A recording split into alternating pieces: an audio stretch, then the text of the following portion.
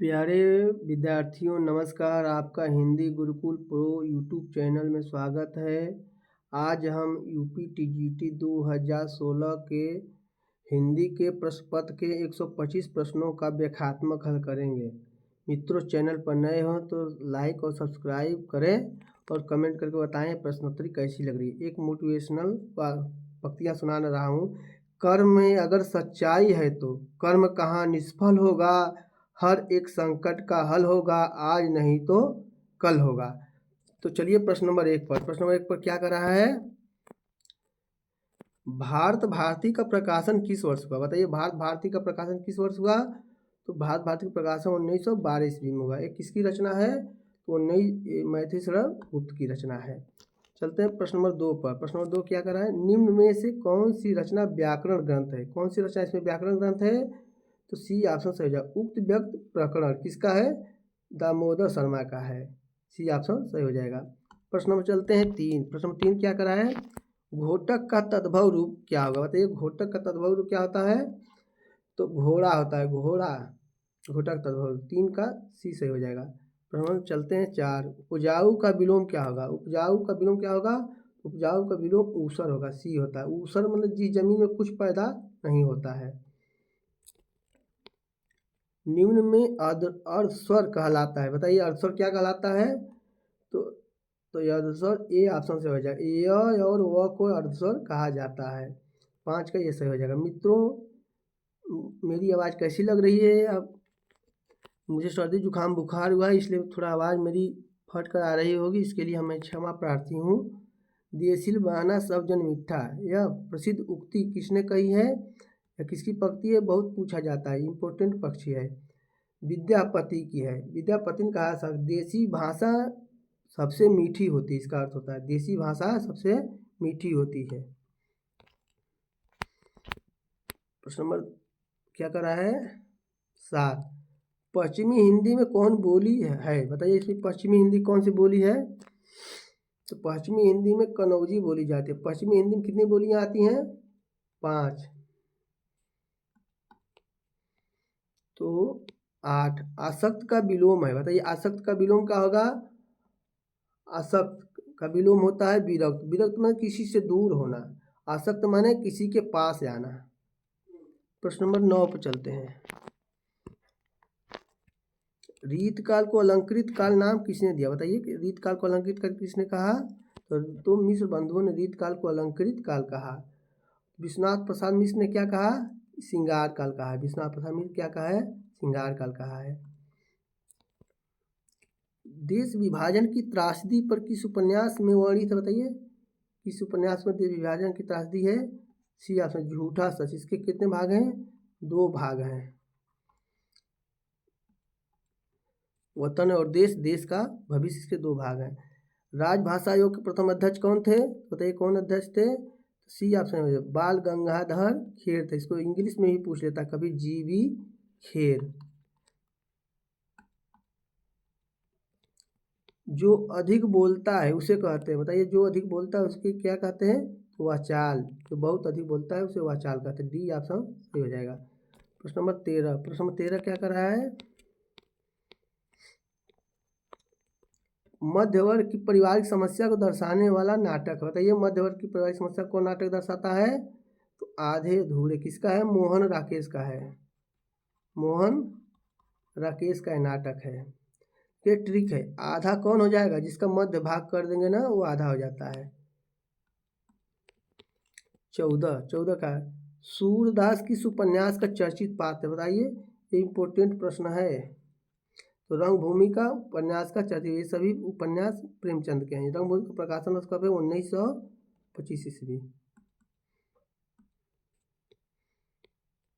अमीर खुसरो को किस नाम से जानते हैं आप? तो अमीर खुसरो को तोता ए हिंद कहा जाता है। इसका अर्थ क्या होता है? हिंदुस्तान का तोता।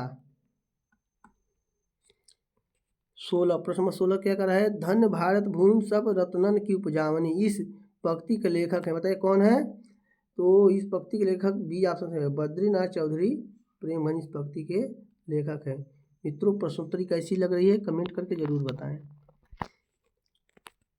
17 प्रहलाद गिरमिटिया उपन्यास विशेषकर किस पर केंद्रित, बताइए किस पर लिखा गया है, तो ये गांधी जी पर लिखा गया है, महात्मा गांधी। बी ऑप्शन से हो गया। किसने लिखा है, तो गिरिराज किशोर ने लिखा है, गिरिराज किशोर का ये उपन्यास है। प्रश्न नंबर 18 चलते। प्रश्न नंबर 18 क्या कर रहा है, कमायनी में श्रद्धा किसका प्रतीक, कमायनी के सभी पात्रों का नाम जरूर याद कर ले। तो कमायनी में श्रद्धा हृदय की प्रतीक, सी ऑप्शन सही हो जाएगा। दूसरी परंपरा की खोज किस विधा की रचना है, बताइए किस विधा की रचना है, तो यह आलोचनात्मक ग्रंथ है, किसका है, तो नामवर सिंह का ग्रंथ है। अनमनस शब्द का आशय है, बताइए अनमनस किसे कहा जाएगा, जिसका मन किसी दूसरी ओर हो उसे अनमनस कहते हैं। बी ऑप्शन सही हो जाएगा।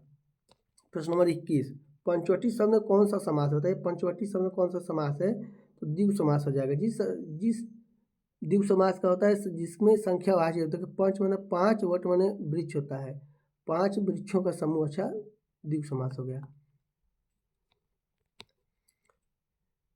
हिंदी में स्वच्छंदतावाद का कवि कौन कहा जाता है, बताइए, तो श्रीधर पाठक को स्वच्छंदतावाद का कवि कहा, सी ऑप्शन सही हो जाएगा।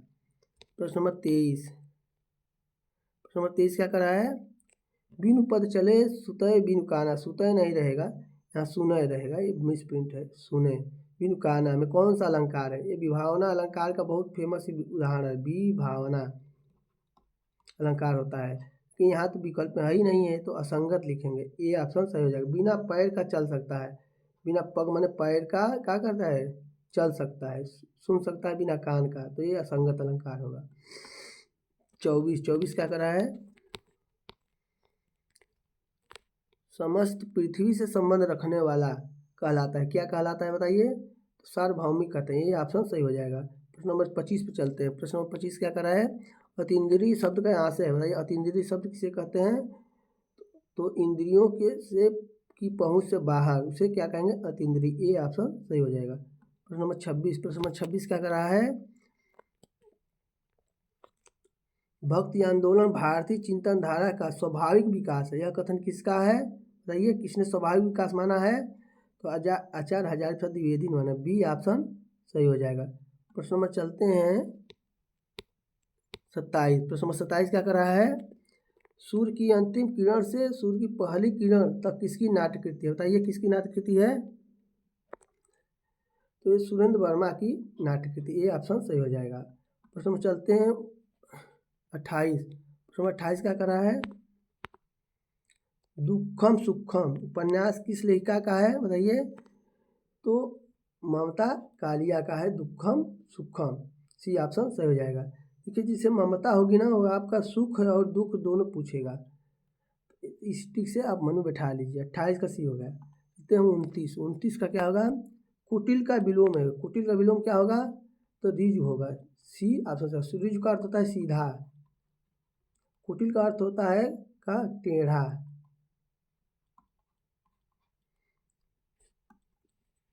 30 का देखिए, रामानुजाचार्य ने किस दर्शन का प्रतिपादन किया है, बताइए किसका प्रतिपादन किया है रामानुजाचार्य ने, तो विशिष्टाद्वैतवाद के प्रवर्तक थे रामानुजा, सी ऑप्शन सही हो जाएगा। चलते हैं प्रश्न नंबर हम लोग 31 पर। प्रश्न नंबर 31 क्या कह रहा है, जिसने मृत्यु को जीत लिया है कहलाता है, बताइए एक शब्द, तो मृत्युंजय उसे कहेंगे, बी ऑप्शन सही हो जाएगा। प्रश्न नंबर 32 प्रत्यय रहित शब्द बताइए, प्रत्यय रहित शब्द कौन सा है, इसमें जो प्रत्यय नहीं हो, इसमें गिया देखिए है, इसमें आलू प्रत्यय, इसमें इक प्रत्यय है, लेकिन इसे अनुवाद है, उपसर्ग है, डी ऑप्शन सही हो जाएगा। प्रश्न नंबर 33 प्रबंध चिंतामणि के रचयिता का नाम आते हैं, प्रबंध चिंतामणि किसकी रचना है, मृत्युंग की रचना, प्रबंध चिंतामणि, डी ऑप्शन सही हो जाएगा। प्रश्न नंबर चलते हैं 34। प्रश्न नंबर 34 क्या कर रहा है, ब्रज भाषा का क्षेत्र कौन नहीं है, बताइए कौन सा नहीं है, तो बी ऑप्शन सही हो जाएगा, सरगुजा ब्रज भाषा में नहीं आता है। प्रश्न नंबर 35 क्या कर रहा है, आदिकाल को बीज वपन काल नाम किसने दिया, बताइए किसने बीज वपन काल नाम दिया है, महावीर प्रसाद द्विवेदी ने बीज वपन काल का है आदिकाल को, सी ऑप्शन सही हो जाएगा। आदिकाल को बताइए विश्वनाथ प्रसाद मिश्र ने क्या कहा, कमेंट करके जरूर बताएं। आर्द्र, आर्द्र का विलोम शब्द है। आर्द्र का विलोम क्या होगा? आर्द्र का विलोम शुद्ध शुष्क होता है। आर्द्र का अर्थ होता है गीला। प्रश्न में चलते हैं 37। परुष शब्द का विलोम बताइए। परुष शब्द का विलोम क्या होगा? परुष का विलोम होता है कठोर। डी ऑप्शन सही हो जाए। परुष का अर्थ क्या आता है? कठोर। उसका विलोम कोमल हो जाएगा। प्रश्न नंबर 38। तदी समाज से किसका संबंध था? बताइए तदी समाज से किसका संबंध था? तदी समाज की स्थापना किसने किया था? भारतेंद्र हरिश्चंद्र किया था। बी ऑप्शन सही हो जाएगा। प्रश्न नंबर चलते हैं 39। प्रश्न नंबर 39 क्या कर रहा है? जो मापा न जा सके। बताइए इसका सही अर्थ क्या होगा? जो मापा न जा सके अपरिमेय होगा। क्या होगा? सी ऑप्शन सही हो जाएगा। अपरिमेय, जिसे मापा न जा सके। प्रश्न नंबर चलते हैं 40। प्रश्न नंबर 40 क्या कर रहा है? संविधान के किस अनुच्छेद के अंतर्गत हिंदी को राजभाषा का दर्जा मिला है? हिंदी को हमारे यहाँ संविधान में किसका दर्जा मिला है? राजभाषा का। राष्ट्रभाषा का अभी तक दर्जा हिंदी को प्राप्त नहीं है। किस अनुच्छेद में है? तो 343 में। ये ऑप्शन सही हो जाएगा। चलते हैं प्रश्न नंबर 41। प्रश्न नंबर 41 है अकाल पुरुष गांधी किसने इस जीवनी की रचना की? बताइए किसने लिखा है अकाल पुरुष गांधी जीवनी?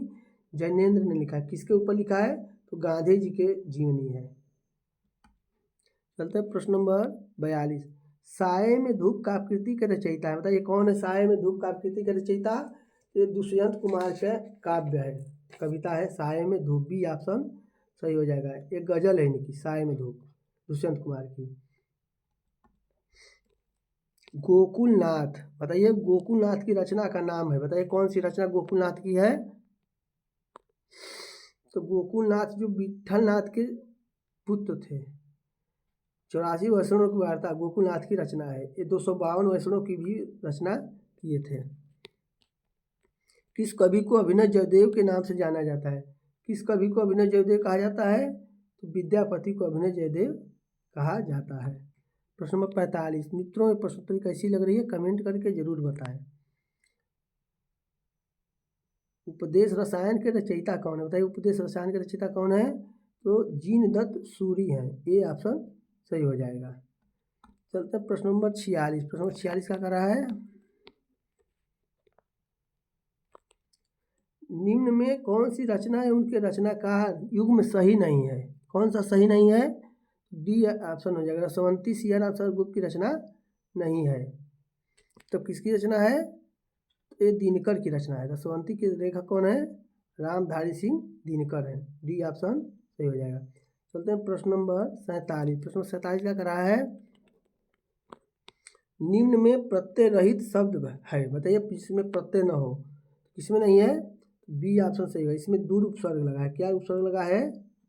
दूर उपसर्ग लगा है और गुण, इसलिए बी ऑप्शन सही हो जाएगा। चलते हैं प्रश्न नंबर 48 पर। प्रश्न नंबर 48 क्या कर रहा है?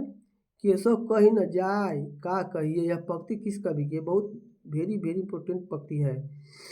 ये तुलसीदास की पंक्ति। सी ऑप्शन सही हो जाएगा। चलते हैं प्रश्न नंबर 49। प्रश्न नंबर 49 क्या कर रहा है? देखो आवाहन का विलोम है। आवाहन का विलोम क्या होता है? विसर्जन होता है। सी ऑप्शन सही हो जाएगा। आवाहन माने आना, विसर्जन मतलब जाना, प्रस्थान करना। निम्न में कौन से अर्थालंकार? बताइए कौन से अर्थालंकार है? तो रूपक अर्थालंकार है। डी ऑप्शन सही हो जाएगा। कौन देशज प्रत्यय का उदाहरण नहीं है? बताइए कौन देशज प्रत्यय का उदाहरण नहीं है? तो उच्चतर देशज शब्द प्रत्यय का उदाहरण नहीं है। चलते हैं प्रश्न नंबर 52। प्रश्न नंबर 52 क्या कर रहा है?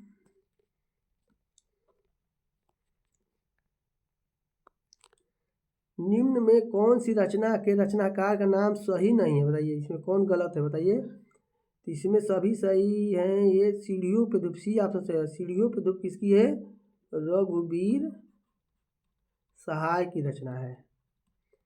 सी ऑप्शन सही हो जाएगा। चलते हैं प्रश्न नंबर 53 पर। प्रश्न नंबर 53 क्या कह रहा है? देखिए वल्लभाचार्य द्वारा रचित ग्रंथ का नाम है। कौन सा वल्लभाचार्य का रचित ग्रंथ है?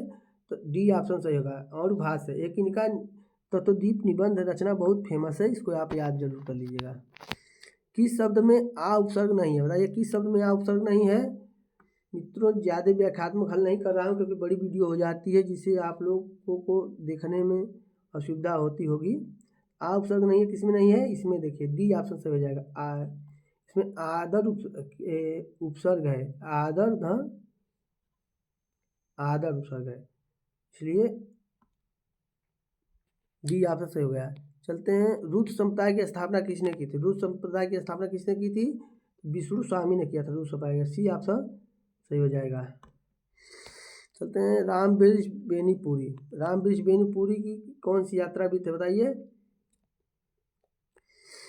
तो इनका है सी ऑप्शन, पैरों में पंख बांधकर इनकी यात्रा भी थी। एक इनका यात्रा भी था उड़ते चलो उड़ते चलो, कौन है, उड़ते चलो उड़ते चलो। चलते हैं प्रश्न नंबर 57, प्रश्न नंबर 57 क्या करा है देखिए। निराला किस पत्रिका से संबंधित नहीं थे, बताइए कौन से पत्रिका का निराला ने संपादन नहीं किया, इंदु का नहीं किए थे, सुधा समन्वय मतवाला का निराला ने प्रकाशन किया था। चलते हैं 58 पर, भारतेंदु ने यात्रा भी संबंधी कौन सी रचना लिखी है, बताइए भारतेंदु की कौन यात्राविद है, सी डी ऑप्शन सही है। सरयू पार की यात्रा भारतेंदु की यात्रा है, मेहदावल की यात्रा है, हरिद्वार की यात्रा है भारतेंदु की। विभत्स रस का स्थायी भाव है, बताइए विभत्स रस का स्थायी भाव क्या होगा, तो विभत्स रस का स्थायी भाव जिगुस्सा होता है, सी ऑप्शन सही हो जाएगा। मित्रों मुझे सर्दी जुकाम बुखार है इसलिए मेरी आवाज़ फट रही होगी, इसलिए आपको कष्ट के लिए खेद है। अंगद पैच की रचना किसने की है, अंगद पैच की रचना ईश्वर दास ने की है, सी ऑप्शन सही होगा। एक कौन राम भक्त कवि थे, किस कौन भक्त कवि थे, राम भक्त कवि थे, राम भक्त, राम भक्त। 61 का, निम्न में से कौन मनोवैज्ञानिक उपन्यासकार किसे माना जा सकता है, बताइए। इसमें नहीं शब्द रहेगा, क्या रहेगा, नहीं माना जा सकता है, ये ऑप्शन है गलत है। तो ये मनोहर श्याम जोशी को नहीं माना जा सकता, ये सभी मनोवैज्ञानिक उपन्यासकार हैं। प्रश्न नंबर 62, प्रश्न नंबर 62 क्या करा है। मित्रों अगर चैनल पर नए हो चैनल को लाइक और सब्सक्राइब जरूर कर दें। निम्न में से हिंदी साहित्य का अतीत किसने लिखा, बताइए हिंदी साहित्य का अतीत किसने ग्रंथ लिखा है, तो विश्वनाथ प्रसाद मिश्र ने लिखा है, किसने लिखा है, विश्वनाथ प्रसाद मिश्र, बी ऑप्शन सही हो जाएगा। चलते हैं प्रश्न नंबर 63, प्रश्न नंबर 63 क्या कर रहा है, व्याकरण अथवा व्याकरण की दृष्टि से है, बताइए कौन सा अथवा व्याकरण की दृष्टि से क्या है, तो ये अव्यय है, अथवा पे कोई प्रभाव नहीं पड़ेगा, एक वचन में बहुवचन में कोई प्रभाव नहीं पड़ेगा, स्त्री लिंग हो या पुरुष लिंग हो। साखी किस कवि की काव्य रचना है, बताइए साखी किस कवि का काव्य संग्रह है, साखी बी नारायण देव शाही का काव्य संग्रह है, डी ऑप्शन सही हो जाएगा।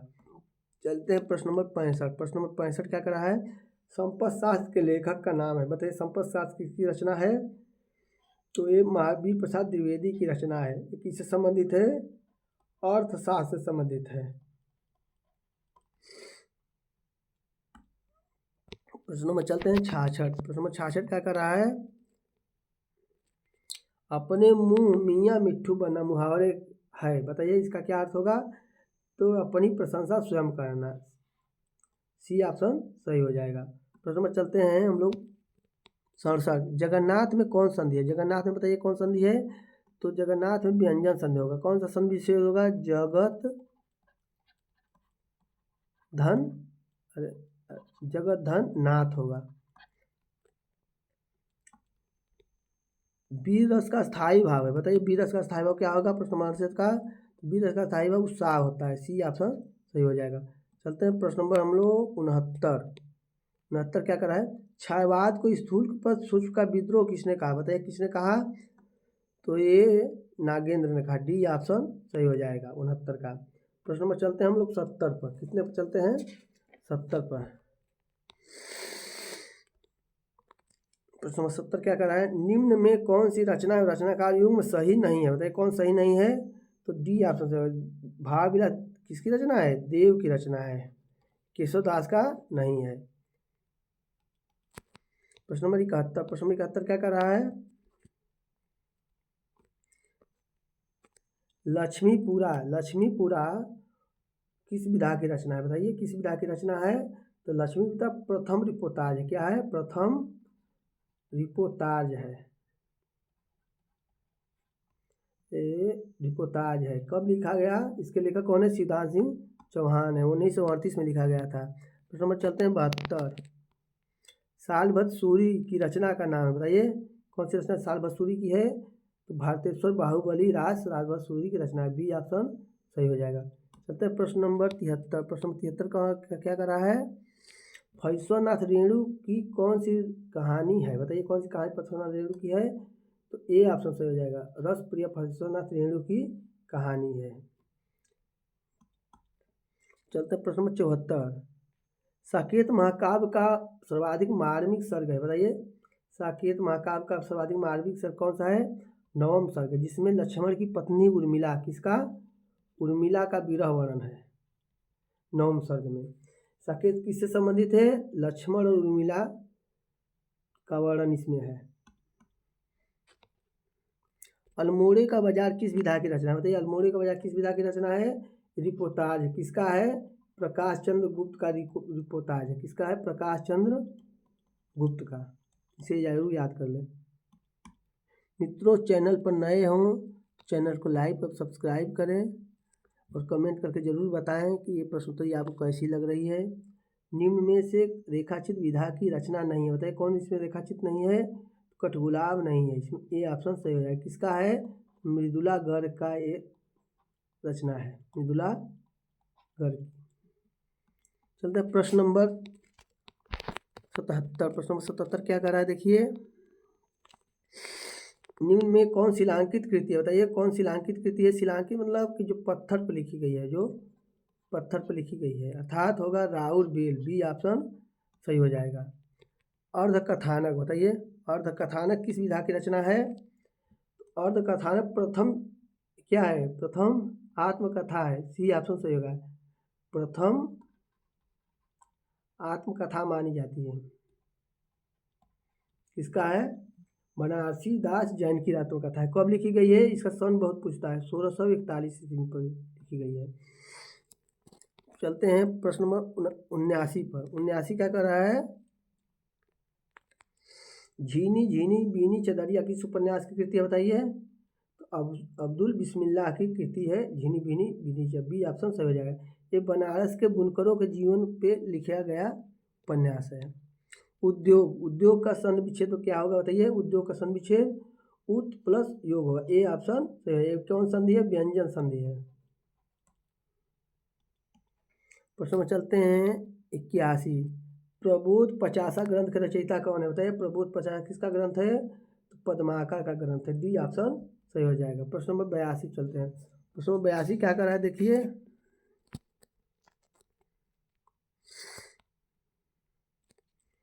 निम्न में किस पत्रिका से संबंधित साहित्यकार नहीं है? बताइए किससे संबंधित साहित्यकार नहीं है? तो ये डी ऑप्शन सही होगा। दस्तावेज रामचंद्र तिवारी का नहीं है, ये विश्वनाथ तिवारी का। किसका है? विश्वनाथ तिवारी का पत्रिका है। प्रश्न नंबर 83, कढ़ाई से गिरा चूल्हे में आ पड़ा का भाव है। बताइए इसका क्या भाव है? तो कढ़ाई से गिरकर फिर चूल्हे की आग में चला गया, तो क्या होगा? एक विपद से छूटकर दूसरी में आ पड़ना। ए ऑप्शन सही हो जाएगा। प्रश्न नंबर 84, प्रभु जी तुम चंदन हम पानी, इस पंक्ति के रचनाकार बताइए कौन सी पंक्ति के रचनाकार है? बहुत इंपॉर्टेंट प्रश्न है, ये पंक्ति है, संत रविदास की ये पंक्ति है। डी ऑप्शन सही हो जाएगा। प्रश्न में चलते हैं 85, कलश का पर्याय है। बताइए कलश किसका पर्यायवाची है? तो किसका है? कुंभ का। किसका है? कुंभ का। कुंभ का अर्थ क्या होता है? घड़ा होता है, घड़ा। चलते हैं 86, 86 क्या कर रहा है?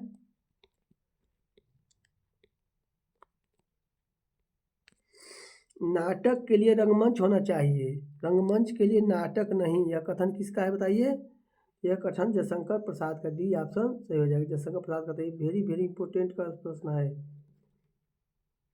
प्रश्न में चलते हैं हम लोग। सतासी क्या कर रहा है? चंद्रिका का पर्याय है। बताइए चंद्रिका किसका पर्यायवाची है?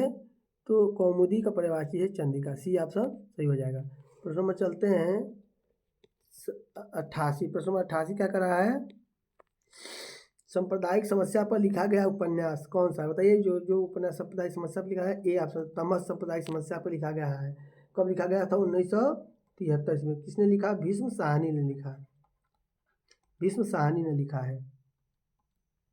प्रश्नों में चलते हैं 89। प्रश्न 89 क्या कर रहा है? प्रेम को पंथ कराल महा तरवार की धार पर धावनो है। ये पंक्ति की रचयिता कौन है? तो बोधा है, डी ऑप्शन सही हो जाएगा। कौन है? बोधा। निम्न में से किस कवि को अपभ्रंश का वाल्मीकि कहा जाता है? बताइए अपभ्रंश का वाल्मीकि किसे कहा जाता है? तो स्वयंभू को कहा जाता है। क्यों कहा जाता है? क्योंकि अपभ्रंश भाषा में रामायण लिखे थे, इसलिए इसे अपभ्रंश का वाल्मीकि कहा जाता है। और प्रश्न नंबर 91। प्रश्न नंबर 91 क्या कर रहा है? अरुण यह मधुमेह देश हमारा, यह किसने कहा है? बताइए किसने कहा है? अरुण यह मधुमेह देश हमारा, तो ये कर्नेलिया ने कहा है। किस नाटक में कहा है? चंद्रगुप्त नाटक है, उसी में कहा है। कर्नेलिया का विवाह चंद्रगुप्त से हुआ था। खेल कौतुकम किसकी रचना है? बताइए किसकी रचना है? तो रहीम की रचना है। कैसा ग्रंथ है? तो ज्योतिष ग्रंथ है, ये ऑप्शन सही हो जाएगा। प्रश्न नंबर 93। प्रश्न नंबर 93 क्या कर रहा है? समरस थे जड़ या चेतन, सुंदर साकार बना था, चेतनता एक विलसती, आनंद अखंड घना था। इस पंक्ति में कौन सा रस है? बताइए। इसमें शांत रस है। जहाँ जड़ चेतन की बात आ जाए ना, वहाँ शांत रस होता है। निम्न में से कौन उपन्यास एवं उपन्यासकार युग्म सही नहीं है? बताइए कौन सही नहीं है? नहीं को हमेशा गोला लगा दे। तो इसमें सब सही है, डी गलत है। मुझे सूरज चाहिए, यही गलत है। क्या है? गलत है। मुझे चांद चाहिए रहना चाहिए था। चांद चाहिए सुरेंद्र वर्मा का, यही सूरज की जगह चांद, डी ऑप्शन सही हो जाएगा। प्रश्न में चलते हैं 95। प्रश्न में 95 क्या कर रहा है? पाप और पुण्य के चिरंतन नैतिक प्रश्न को किस उपन्यास में प्रस्तुत किया? बताइए किस उपन्यास में दिखाया गया है पाप और पुण्य की समस्या को? चित्रलेखा में दिखाया गया। किसकी रचना है? भगवती चरण वर्मा की रचना है चित्रलेखा। प्रश्न नंबर 96। प्रश्न नंबर 96 क्या कर रहा है? परमानंद, परमानंद में कौन सा समास है? बताइए कौन सा समास है? तो सी ऑप्शन कर्मधारय समास है। चलते हैं 97। 97 क्या कर रहा है? प्रत्येक, प्रत्येक का संधि विच्छेद बताइए। प्रत्येक का संधि विच्छेद क्या होगा? प्रत्येक का संधि विच्छेद होगा, बी ऑप्शन सही होगा। प्रति प्लस एक होता है, बी ऑप्शन सही होगा। कौन सी संधि है? बताइए। यण संधि है। कौन? यण स्वसंधि है। प्रश्न में चलते हैं 98। किस शब्द में अ उपसर्ग है? बताइए किस शब्द में अ उपसर्ग है? किसी भी उपसर्ग प्रत्यय को जानने के लिए, संधि को जानने के पहले उसका हम संधि विच्छेद करते हैं। देखिए अ उपसर्ग, देखिए इसमें अभी हो गया, अन हो गया, अ हो गया, लेकिन इसमें अ उपसर्ग, अ प्लस भाव है, तो सी ऑप्शन सही हो जाएगा 98 का। फिर हम चलते हैं हम लोग 99। बिहारी हिंदी की बोली का नाम है। कौन सी इसमें बिहारी बोली है?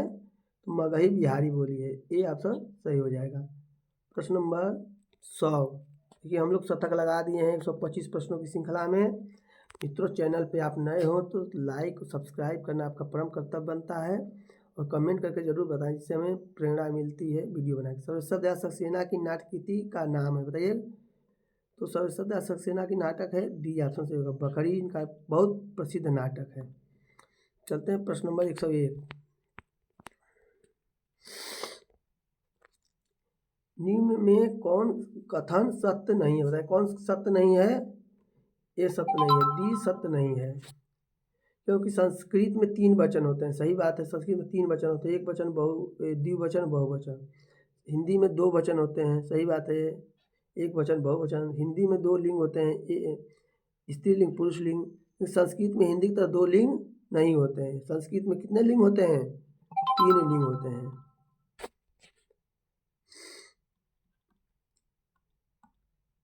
डी ऑप्शन सही हो जाएगा।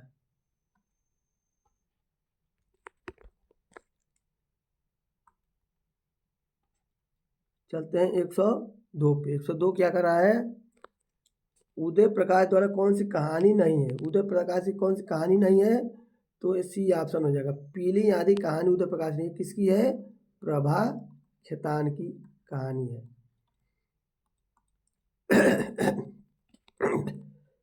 वह पथबंधु था। उपन्यास के लेखक कौन है? बताइए, वह पथबंधु था उपन्यास के लेखक कौन है? तो राम नरेश मेहता है। कौन है? राम नरेश मेहता। ए ऑप्शन सही हो जाएगा। चलते हैं हम लोग 104 प्रश्न का। विज्ञान गीता की रचना किसने की? बताइए, विज्ञान गीता की रचना किसने की? तो विज्ञान गीता की रचना केशव दास ने किया है। इनका यह ज्योतिष ग्रंथ है, पूछता है, बहुत इंपॉर्टेंट है, ज्योतिष ग्रंथ है। मित्रों, प्रश्नोत्तरी कैसी लग रही है कमेंट करके जरूर बताएं। निम्न में से कौन वर्णिक छंद है? बताइए, कौन इसमें वर्णिक छंद है? इसमें सवैया वर्णिक छंद। सी ऑप्शन सही है। सवैया में कितने वर्ण होते हैं? 22 से लेकर के 26 वर्ण होते हैं जो सवैया होता है। प्रश्न नंबर चलते हैं हम 116। 116 स्वप्न का विलोम क्या होगा? स्वप्न का विलोम बताइए। स्वप्न का विलोम जागरण होता है। डी ऑप्शन सही हो जाएगा। प्रश्न नंबर चलते हैं 107। 107 क्या कर रहा है?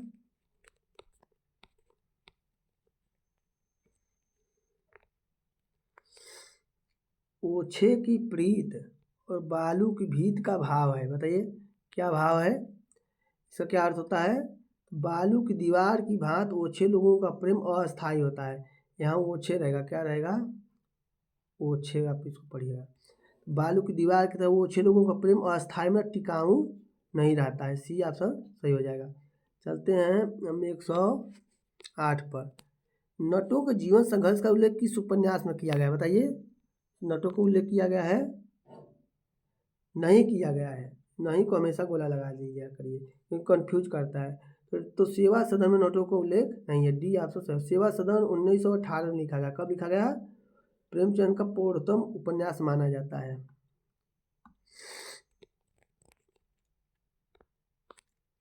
आदिकाल को प्रारंभिक काल नाम किसने दिया? बताइए, आदिकाल को प्रारंभिक नाम किसने दिया? तो प्रारंभिक काल मिश्र बंधु ने कहा है। बी ऑप्शन सही हो जाएगा। चलते हैं प्रश्न नंबर 110। प्रश्न नंबर 110 क्या कर रहा है? अधिकार खोकर बैठना यह दुष्कर्म है। इस पंक्ति का रचयिता कौन है? बताइए, इस पंक्ति का रचयिता कौन है? तो रामधारी सिंह दिनकर हैं।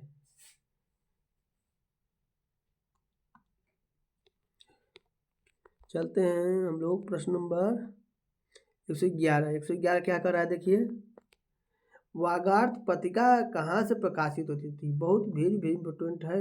वागार्थ पत्रिका पूछता है, तो कोलकाता से प्रकाशित। डी ऑप्शन सही हो जाएगा। हम बिस्पाही जन्म के इस काव्यकृति के रचनाकार कौन है? 112 के चलिए, तो बाल की शर्मा नवीन है। सी ऑप्शन सही हो जाएगा। प्रश्न में चलते हैं हम लोग 113। 113 निम्न में से कौन किसके लिए प्रसिद्ध नहीं है? बताइए, कौन किसके लिए प्रसिद्ध नहीं है? तो उपमा के लिए कालिदास जाने जाते हैं, ये तो सही है। करुणा के लिए कौन जाने जाता है? भवभूति जाने जाते हैं। अलंकार के लिए भामा जाने जाता है, लेकिन वक्रोक्ति के लिए छिमित नहीं जाने, यही नहीं सही है। वक्रोक्ति के लिए कौन है? कुंतक है। डी ऑप्शन सही हो जाएगा। प्रश्न नंबर 114। 14 क्या करा है? देखिए, राधा वल्लभ संप्रदाय का प्रवर्तन किसने किया? बताइए, किसने किया राधा वल्लभ संप्रदाय का प्रवर्तन? हित हरिवंश ने किया। सी ऑप्शन सही हो जाएगा। प्रश्न नंबर चलते हैं 115। 115 क्या कह रहा है? देखिए, अहेतुकी का शुद्ध रूप है। बताइए, अहेतुकी का शुद्ध रूप क्या होगा? तो अहेतुकी होगा। बी ऑप्शन सही हो जाए, अहेतुकी। चलते हैं प्रश्न नंबर 116। 116 क्या कर रहा है? निम्न में से किस कवि ने सतसई की रचना नहीं की है? बताइए, किसने सतसई नहीं लिखा है? तो सेनापति ने नहीं लिखा। बी ऑप्शन सही हो जाएगा। देखिए, बृंद सतसई है, मतिराम सतसई है और बिहारी सतसई है, लेकिन सेनापति की सतसई रचना नहीं है। 117। 117 क्या कह रहा है? निम्न में से द्वंद्व समास बताइए। द्वंद्व समास बताइए, जो विलोमार्थक शब्द होते हैं, जैसे पाप है इसका विलोम पुण्य है और योजक चिन्ह से जुड़ा होता है, तो ये द्वंद्व समास हो जाएगा। क्या? डी ऑप्शन सही हो जाएगा। महाप्राण ध्वनियाँ, बताइए महाप्राण ध्वनियाँ किस व्यंजन वर्ग में किसका किसका संबंध है? तो सी ऑप्शन सही हो जाएगा। दूसरा और चौथा जो वर्ण होते हैं महाप्राण ध्वनि होते हैं, पहला, तीसरा और पांचवा अल्पप्राण होते हैं। प्रश्न नंबर चलते हैं 119। जो शीघ्र ही किसी बात या उक्ति को सोच ले उसे कहेंगे, बताइए उसे क्या कहेंगे? तो प्रतिपन्नमत कहेंगे, सी ऑप्शन सही हो जाएगा। चलते हैं प्रश्न नंबर 120। 120 क्या कर रहा है? मित्रों, आप प्यारे भाइयों बहनों, आप अगर चैनल पर नए हों तो चैनल सब्सक्राइब और लाइक जरूर करें। 120। अंजू दीदी किस विधा की रचना है? अंजू दीदी किस विधा की रचना है? ये नाटक किसका है? उपेंद्रनाथ अस का नाटक है। चलते हैं 121। 121 क्या कर रहा है देखिए? न बहुत गर्म न बहुत ठंडा, बताइए न गर्म हो न बहुत ठंडा हो, उसे सम कहेंगे। क्या कहेंगे? समशीतोष्ण, डी ऑप्शन सही हो जाएगा। प्रश्न नंबर चलते हैं 121। 122। 122 बताइए। निम्न में से दलित आत्मकथा नहीं है, नहीं पे हमेशा घेरा लगा दिया करिए। तो मेरी सफलताएं नहीं है, ये किसकी रचना है? बाबू गुलाब राय की रचना है, बाबू गुलाब राय की रचना है। ये देखिए अपने पीछे किसका है? मोहनदास नवमी झा। जूठन ओम प्रकाश वाल्मीकि का है। तिरस्कृत आप कमेंट करके जरूर होमवर्क बताएं कमेंट बॉक्स में किसकी आत्मकथा है। प्रश्न नंबर 123। भाषा के सार्थक लघुत्तम इकाई है, बताइए कौन सा है? तो सार्थक, सार्थक मतलब अर्थ के साथ, अर्थ जिसका निकले, अर्थात शब्द होगा, शब्द का अर्थ निकलता है। ठीक है, हाँ, ये ऑप्शन सही हो जाएगा। ध्वनि का अर्थ नहीं निकलता, जैसे ध्वनि क है तो इसका अर्थ नहीं निकला, ये ऑप्शन सही है। चलते हैं प्रश्न नंबर 124। प्रश्न नंबर 124 क्या कर रहा है? शिवराज भूषण ग्रंथ में किसका विवेचन मिलता है, बताइए किसका विवेचन मिलता है? तो ये 105 अलंकार इसमें शिवराज भूषण में है, अलंकार है, ये अलंकार ग्रंथ है। कौन सा? सी ऑप्शन से हो गया, अलंकार ग्रंथ है। किसका है? शिवराज भूषण, बताइए भूषण की रचना है। प्रश्न नंबर 125 आज का प्रश्नोत्तरी का लास्ट प्रश्न है। कबीर, कबीर रहेगा, किस शासक के समकालीन थे, बताइए किस शासक के समकालीन थे, किसके समय में रहे थे? तो यहाँ हो जाएगा ऑप्शन सी सही हो जाएगा, सिकंदर लोधी के समकालीन थे। कबीर की कौन सी रचना है? आप कमेंट करके जरूर बताएं कबीर के रचना संग्रह का नाम। मित्रों, ये प्रश्नोत्तरी कैसी लगी आप लाइक और कमेंट करके ज़रूर बताएं, और चैनल पर नए हों तो सब्सक्राइब जरूर कर दें। मित्रों नमस्कार, राधे राधे, मिलते हैं कल नेक्स्ट डेट में। जय हिंद, राधे राधे।